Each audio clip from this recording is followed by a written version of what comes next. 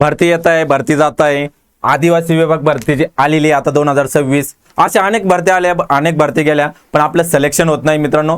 का होत नाही याचा कधी विचार केलाय का? भरती का होत नाही, आपल्याला पोस्ट का निघत नाहीये, का आपल्याला सरकारी नोकरी भेटत नाही याचा कधी विचार केलेला का? अभ्यास करतोय आपण पण तरी आपली भरती निघत नाहीये का, याचा विचार केलाय का कधी? त्याच गोष्टीसाठी आज विचार करून घेतो आलोय तुमच्या समोर. मित्रांनो, अभ्यास करतोय आपण पण एका पॅटर्नने अभ्यास करत नाही, स्मार्ट अभ्यास करत नाही आपण. फक्त करायचा म्हणून करायचा येड्यागाबड्यासारखा कसा पण अभ्यास करतोय, तसा अभ्यास करायचा नसतो मित्रांनो. एक स्मार्ट स्ट्रॅटेजी घेऊन अभ्यास करायचा असतो. ज्याचं मॅथ्स आणि रिजनिंग चांगलं आहे, ज्याला मॅथ्स आणि रिजनिंगचे आउट ऑफ मार्क पाहिजे नसेल, त्याने आजचा व्हिडिओ शेवटपर्यंत बघा. आजचा व्हिडिओ जो शेवटपर्यंत बघेल त्याचे मॅथ्स आणि रिजनिंगचे जे 25 क्वेश्चन येत आहे त्यापैकी 20 क्वेश्चन इथंच होतील तुमचे. अभ्यास कसा करायचा आपल्याला टार्गेट ठेवायचं आहे मित्रांनो. जो माझा व्हिडिओ बघेल त्याला प्रत्येकासाठी एकच टार्गेट आहे.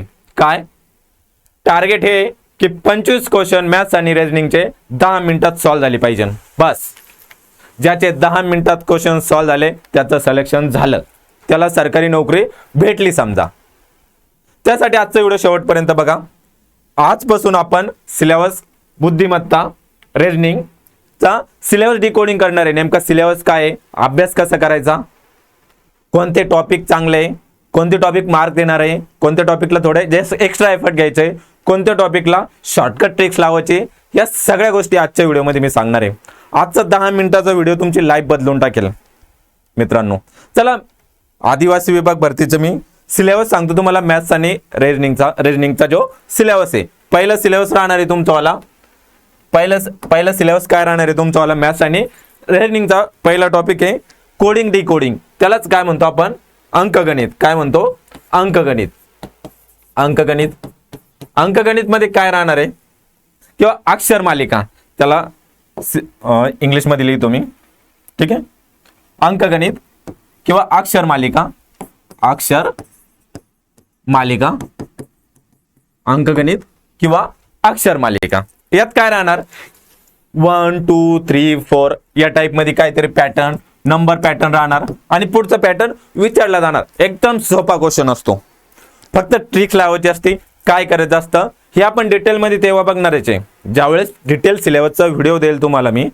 प्रिव्हियस इयर क्वेश्चन ज्यावेळेस सॉल्व्ह करेल त्यावेळेस डिटेलमध्ये तर आपण बघणारच आहे. आता फक्त एक तोंड ओळख देतोय. इथून फिक्स क्वेश्चन असतो. हा एक टॉपिक आणि दुसरा टॉपिक आहे अक्षर मालिका आणि अंक मालिका. दोन topic A to Z, A B C D या टाइपमध्ये काहीतरी पॅटर्न दिलेला असतो. फॉर एक्झाम्पल डॉग 26 आहे तर कॅट किती, कॅट किती, इथं क्वेश्चन मार्क राहील. या टाइपचं काहीतरी क्वेश्चन राहील. आता हे सॉल्व्ह कसं करायचं? बरेच जण सांगतात का पेपरमध्ये तुम्हाला वेळ असतो सुरुवातीला, तर तुम्ही काय करायचं, असं ABCD लिहायचं. काय लिहायचं? असं ABCD असं झेडपर्यंत लिहायचं, असं झेडपर्यंत लिहायचं. त्याला नंबर द्यायचे 1 2 3 4 5.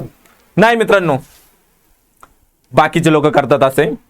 आतापर्यंत आपण पण तसंच केलेलं असेल आणि त्यामुळे सिलेक्शन होत नाहीये.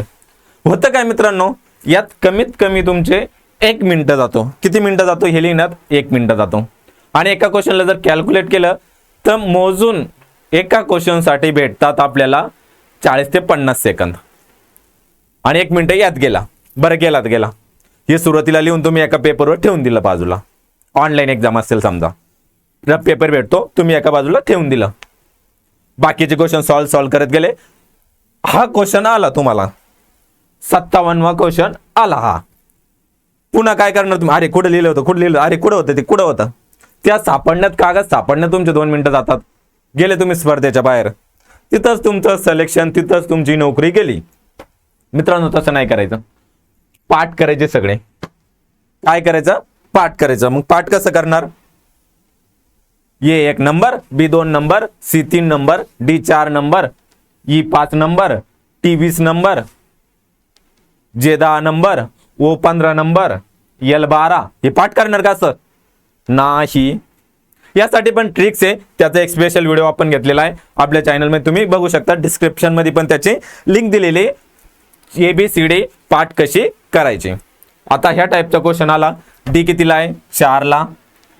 ओ कितीला आहे 15ला, जी कितीला आहे 7ला, जी कितीला आहे 7ला, किती येतंय 15 4 19 7 26 ऍडिशन केलेली म्हणजे इथं पण काय राहणार ऍडिशन राहणार. सी कितीला आहे, सी कितीला आहे 3ला, 3 + 1 + टी कितीला 20ला, किती आलं 24 आलं का, आलं आन्सर. अशा पद्धतीने अभ्यास करायचा आहे तुम्हाला. इथून फिक्स 2 ते 3 क्वेश्चन फिक्स आहे तुमचेवाले. अंकगणित, अंकमालिका, अक्षर मालिका, त्यालाच कोडिंग डी कोडिंग म्हणतात. हे झाले फुकटचे मार्क्स म्हणेल मी. काय सेकंदात 10 सेकंदात पण नाही लागणार तुम्हाला, ज्यावेळेस तुम्ही 30 क्वेश्चन सॉल्व्ह करणार आहे. मित्रांनो, रीजनिंग हा पाठ करायचा विषय नाहीये, कुठेही आन्सर आठवण्याचा प्रश्न नाहीये. आन्सर तिथंच असतं ऑप्शनमध्ये, लॉजिक लावायचं असतं फक्त. ज्यानं लॉजिक लावलं त्याच्या घरी पोस्ट आली, त्याला सरकारी नोकरी भेटली, संपला विषय मित्रांनो. अशा पद्धतीनं अभ्यास करायचा आहे तुम्हाला. पुढचा टॉपिक आहे तुमचावाला मित्रांनो. पुढचा टॉपिक कोणता आहे, हे 2 टॉपिक झाल्यानंतर तुमचा एक फेमस टॉपिक आहे, त्यासाठी पण आपली ट्रिक्स आहे 150ची. कोणता, सिलॉजिझम. सिलॉजिझम त्यालाच दुसरं नाव आहे तर्कशास्त्र. त्याला दुसरं नाव काय आहे, तर्कशास्त्र. तर्कशास्त्र तर्कासारखंच आहे. अनेकांचे डोळे फिरतात तर्कशास्त्र बघितले का. हा सर्व आंबे केळी आहे, सर्व केळी गाजर आहे वगैरे वगैरे. मग विश्लेषण, सर्व गाजर केळी आहे, सर्व वेळ आहे. मग निष्कर्ष 1 बरोबर, निष्कर्ष 2 बरोबर. 2 क्वेश्चन हमखास असतात. किती क्वेश्चन असतात हमखास, 1 किंवा 2 क्वेश्चन हमखास असतात. पण बऱ्याच जणांना येत नाही. इथं पण लॉजिक लावायचं आहे, वेन डायग्राम ड्रॉ करायची नाहीये. सगळेजण वेन डायग्राम सांगतात, माझी वेगळी ट्रिक्स आहे 150ची. कशी, त्यासाठी तुम्हाला आता इथं डिटेल सांगणं पॉसिबल नाही पूर्ण कन्सेप्ट, तर त्यासाठी तुम्हाला व्हिडिओ भेटून जाईल आपल्या चॅनलवर, त्याचा पण डिटेल कन्सेप्टचा, ज्यावेळेस आपण डिटेल सिलेबस घेणार आहे. सिलॉजिझम झालं. त्यानंतर एक फेमस नातेसंबंध. नातेसंबंध कोणतीही एक्झाम घेतली तुम्ही, आदिवासीच नाही, कोणतीही एक्झाम घेतली, सरळ सेवा घ्या, MPSC घ्या, कोणतीही घ्या, नातेसंबंधावर हमखास क्वेश्चन असतो. काय असतो, नातेसंबंधावर हमखास क्वेश्चन असतो. 2 किंवा 3 क्वेश्चन नातेसंबंध फिक्स. स्वतःला या 3 टाईपचे क्वेश्चन विचारतात नातेसंबंधामध्ये. एक डायरेक्ट असतो, ए आणि बी चं रिलेशन, बी आणि सी चं रिलेशन, सी आणि डी चं रिलेशन. एक डायरेक्ट क्वेश्चन असतो. दुसरा असतो इनडायरेक्ट, कोणाला तरी उद्देशून बोलणे. इनडायरेक्ट म्हणजे कोणाला तरी उद्देशून फोटोकडे बघून बोलणे किंवा एखाद्याची ओळख करून देताना बोलणे, त्या टाईपचा असतो. आणि तिसरा असतो सिम्बॉलिक फॉर्ममध्ये. सिम्बॉलिक फॉर्ममध्ये म्हणजे कोणता, का A+B म्हणजे ए बी ची बायको आहे, C+D म्हणजे C-D म्हणजे सी डी चा भाऊ आहे, प्लस म्हणजे बायको, असं ह्या सिम्बॉलिक फॉर्म मध्ये असतात. आता लेटेस्ट एक्झाम जे प्रिव्हियस इयर जे बघितले आपण, ते ह्यात इनडायरेक्ट आणि सिम्बॉलिक फॉर्मवर जास्त फोकस केलेला आहे. ह्या टॉपिकवर तुम्हाला पण फोकस करायचा आहे. खूप इझी आहे, कसं सॉल्व्ह करायचं हे मी सांगणारच आहे तुम्हाला, टेन्शन घ्यायचं नाही. फक्त आजचा व्हिडिओ यासाठी बघायचा आहे तुम्हाला की सिलेबस नेमका काय काय राहणार आहे आणि टार्गेटेड आपले टॉपिक कोणते. बस आपले टार्गेटेड टॉपिक समजले, इझी जातं. लढाई कशी लढायची हे ज्याला कळतं तोच लढाई जिंकतो. तलवार हातात घेऊन लढणं ना ही लढाई, तो जिंकत नाही. शांततेच्या काळात डावपेच आखावं लागतात, तेव्हा लढाई जिंकल्या जाते. तसंच तुम्हाला आता करायचंय. कोणते टॉपिक स्ट्रॉंग आहे, कोणते टॉपिक आधी करायचे, हे सगळं आता करायचंय तुम्हाला. Practice make perfect. प्रॅक्टिस करा, सगळ्या गोष्टी इझी होईल. नातेसंबंध, सिलॉजिझम, अक्षर मालिका, अंकर मालिका, कोडिंग डिकोडिंग टॉपिक समजले.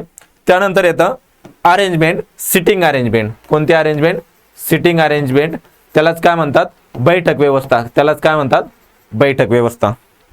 सिटिंग अरेंजमेंट, बैठक व्यवस्था, यात पण ट्रिक्स आहे. मग तुम्ही म्हणशाल प्रत्येक क्वेश्चन मध्ये ट्रिक्स आहे. हो, प्रत्येक ठिकाणी ट्रिक्स आहे आणि आपल्या ट्रिक्स अशा आहे त्या सगळ्या क्वेश्चनला लागू होतात, फक्त एका क्वेश्चन पुरत्या नाहीये. कन्सेप्टच आहे, ट्रिक्स नाही, कन्सेप्टच आहे, समजून जा. बैठक व्यवस्था. बैठक व्यवस्था म्हणजे काय, यात पण 2 टाईप असतात. एक सर्क्युलर असतं, गोलाकार असतं, टेबलावरती बसलेले, आणि एक असतं एका लाईन मध्ये बसलेले. या 2 टाईप. इथून पण 2 ते 3 क्वेश्चन फिक्स आहे. 2 ते 3 क्वेश्चन कसे ट्राय करायचे, काय करायचं. यात एक फेमस ऑप्शन असतो, तो ऑप्शन आल्यावर 99% आता काही वेळेस तुक्के मारायचे पण सांगणार आहे मी शेवट ज्यावेळेस प्रिव्हियस इयर क्वेश्चन बघणार आहे त्यावेळेस तुक्के कसे मारायचे आणि तुक्के ॲक्युरेट कसे लागतात मी सांगतो. मी जर एखादा तुक्का मारला तर 99% तो ॲक्युरेटच असतो मित्रांनो. तुक्के मारायचे नाही, पण काही वेळेस गरज पडली तर ते पण मी सांगणार आहे कसे करायचे तुक्के. तिथून कोणते 99% कोणतं ऑप्शन करेक्ट राहण्याचे चान्सेस असतात किंवा 2 ऑप्शन कट कसे करायचे 50-50 वर कसं आणायचं हे पण आपण बघणार आहे.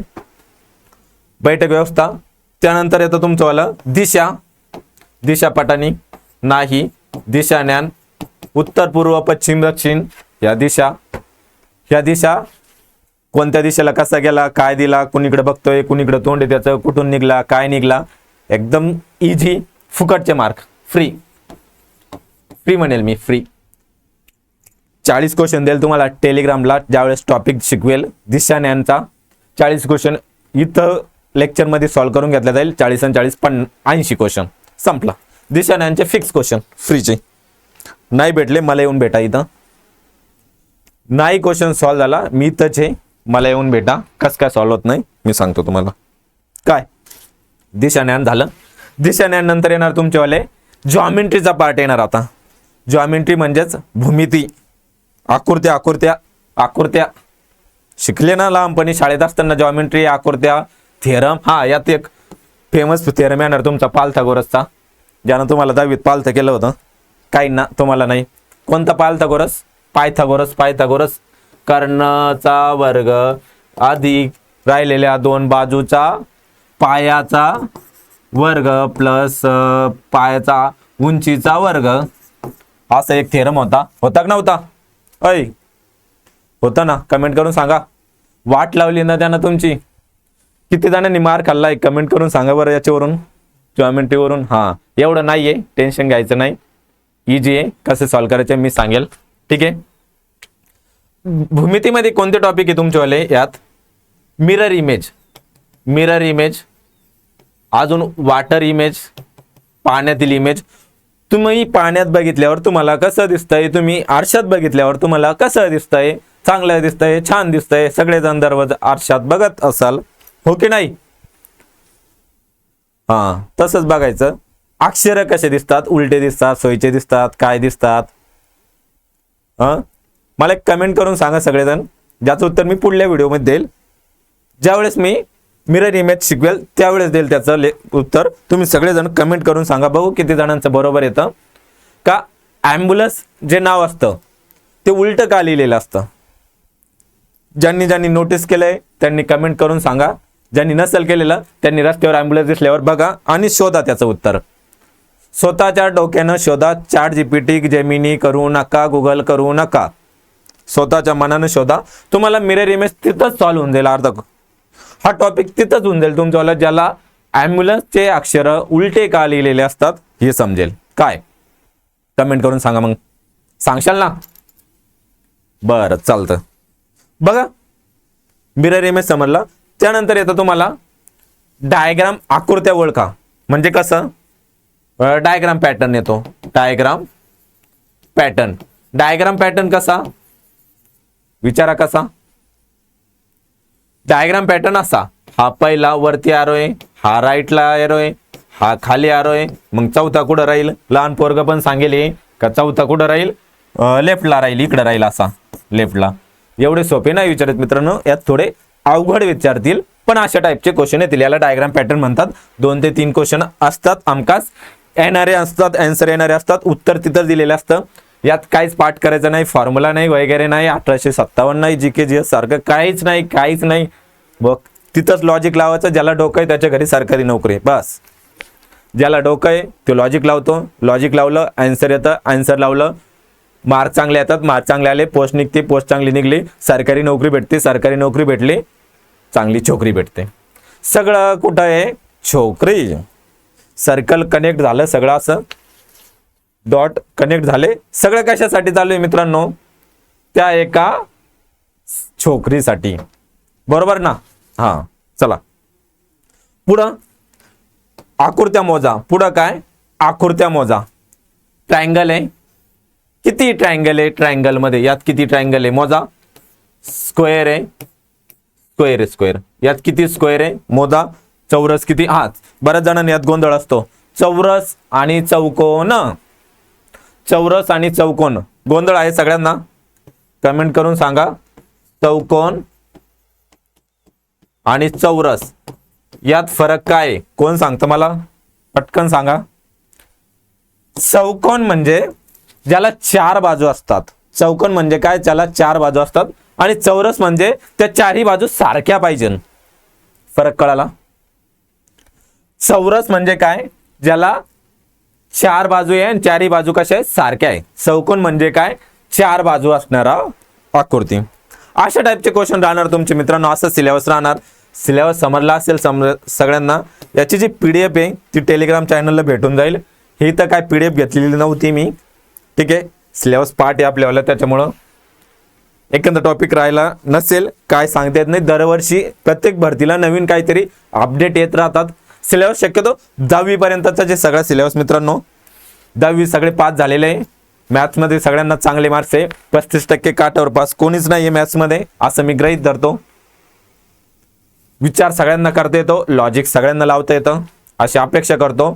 टार्गेट एकच आहे आपलं, आदिवासी विभाग भरतीमध्ये आपलं सिलेक्शन झालं पाहिजे. पहिलं टार्गेट. दुसरं टार्गेट 25 क्वेश्चन 10 मिनिटात सॉल्व झालेच पाहिजे. कसे होत नाही मला विचारा, मी सांगतो कसे करायचे.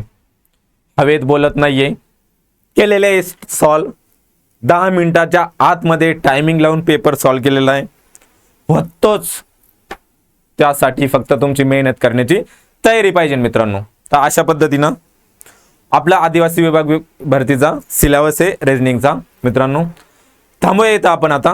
जाता जाता एकच, मिल जाएंगी मंजिल चलते चलते, मिल जाएंगी मंजिल चलते चलते, गुमराह तो वो लोग हैं जो कभी घर से बाहर निकले नाही. आवडला असेल शेअर करा, लाईक करा आणि आपल्या व्हिडिओवर कमेंट करा.